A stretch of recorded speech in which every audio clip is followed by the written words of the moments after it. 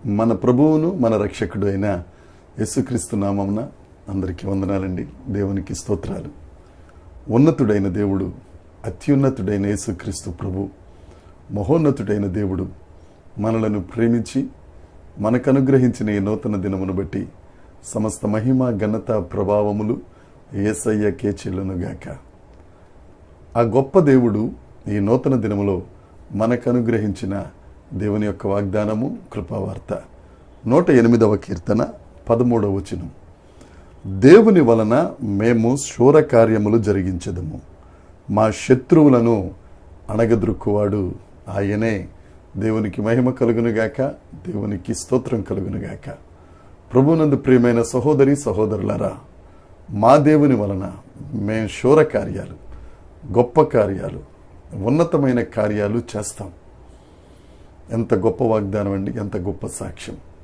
శూర కార్యములు అనే మాట హీబ్రూలో కాయల్ అని అంటారు. అంటే మైటీ థింగ్స్, గ్రేట్ థింగ్స్, గొప్ప సంకల్పం, గొప్ప బలం కలిగిన గొప్ప కార్యాలు మేము చేస్తాం.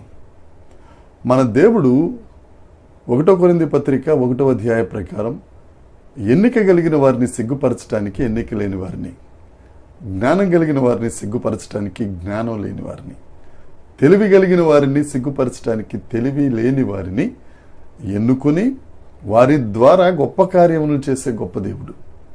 ఈ లోకాలకి జ్ఞానం కావాలి, తెలివి కావాలి, ఎన్నికైన వారు కావాలి. కానీ మన దేవునికి ఆయన పెంట కుప్పల మీద నుంచి దరిద్రులను పైకి లేపి ప్రజల ప్రధానులతో కూర్చుండబెట్టే గొప్ప దేవుడు మన దేవుడు యేసుక్రీస్తు ప్రభు.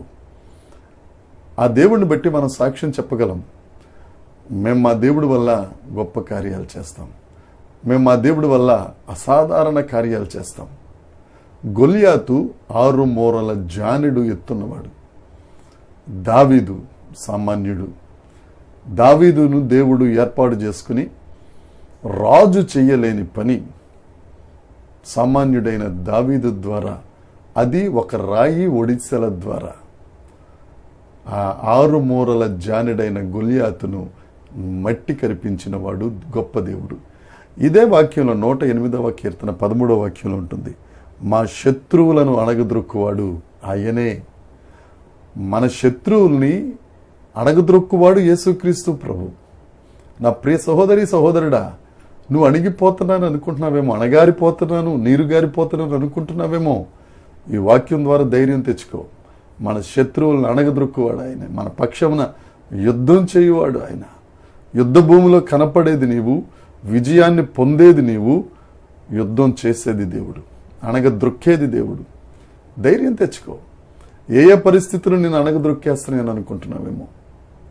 నీ కుటుంబ సభ్యులే నిన్ను, నీ ధైర్యాన్ని అణగద్రొక్కేస్తున్నారు, నీరు గారుస్తున్నారు అనుకుంటున్నావేమో. దేవుడు నీతోనే మాట్లాడుతున్నాడు.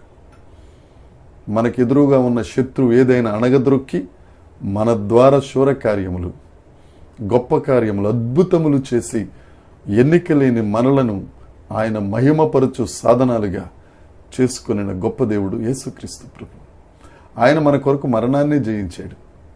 మన ముందున్న శత్రువు ఏమాత్రం.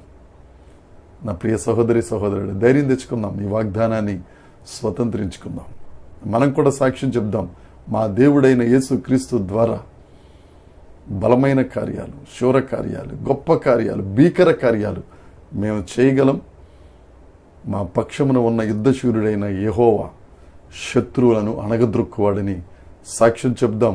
సమాజంలో చెప్దాం, సంఘంలో చెప్దాం. ఆ యేసయ్య నామాన్ని ఉన్నతం చేద్దాం. సిద్ధంగా ఉండు. ఈ వాగ్దానాన్ని స్వతంత్రించుకో. నిన్ను అణగద్రొక్కువాడు ఎవడు లేడు.